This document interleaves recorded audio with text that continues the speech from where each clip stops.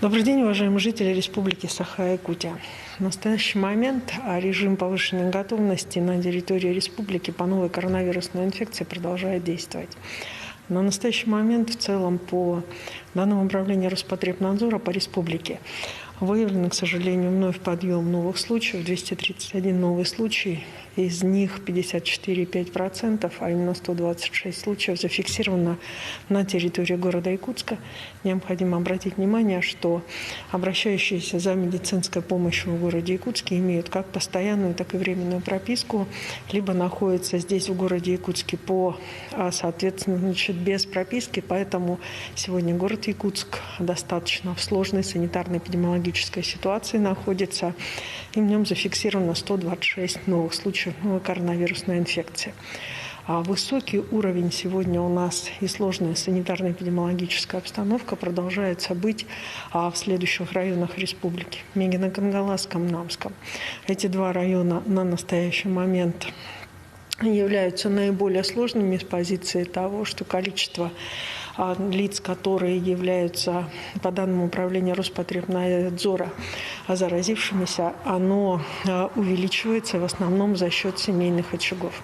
Необходимо обратить внимание, что именно в Намском районе, Мегино-Кангаласском, все-таки не должный уровень вакцинирования населения, и поэтому основные заболевшие у нас не вакцинированные и тяжелые заболевшие у нас являются невакцинированными гражданами.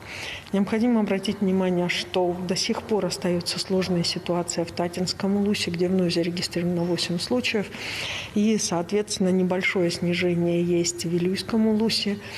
Стабильно тяжелыми остаются Алданский, Ленский, Мирнинский улус, и от 1 до 5 случаев зарегистрировано в 22 районах республики.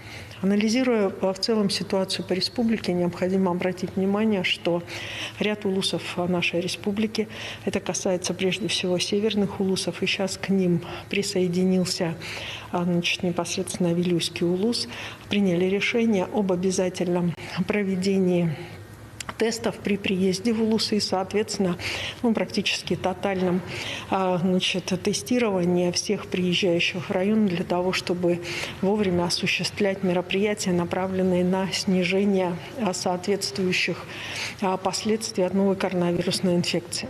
На настоящий момент в тяжелом состоянии у нас находится 152 пациента, на ИВЛ 34 человека. В особой группе риска находятся лица старше 60 лет, не получившие вакцинацию против новой коронавирусной инфекции. Необходимо обратить внимание, что по России 98% заболевших – это те, кто не прошел вакцинацию. По республике эта цифра 98,5% – те, кто не прошел вакцинацию. Необходимо также сегодня очень четко понимать, что 86% летальных случаев, которые у нас на территории республики фиксируются, это лица категории старше 60 лет.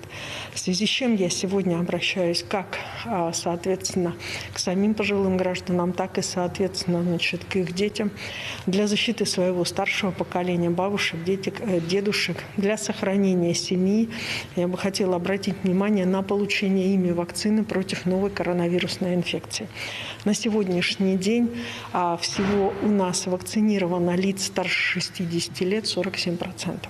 Поэтому от общего количества лиц старше 60 лет. Поэтому сегодня, когда непосредственно у нас возникают ситуации заболевших, основные наши больные, которые находятся на койках, это лица старше 60 лет. И большинство из них, как я уже сказала, не получили вакцину вовремя. Поэтому мы еще раз призываем пересмотреть свое отношение и прийти на вакцинацию. На настоящий момент у нас получили первую вакцину 355 241 человек на территории республики. Ревакцинировано уже 13 050 человек. Вторая категория, которая находится под угрозой, это наши дети. На сегодняшний день у нас так и остается 20% больных. Это дети. Медицинская помощь оказывается в соответствующем специализированном инфекционном стационаре как в городе Якутске, так и, соответственно, в районах республики.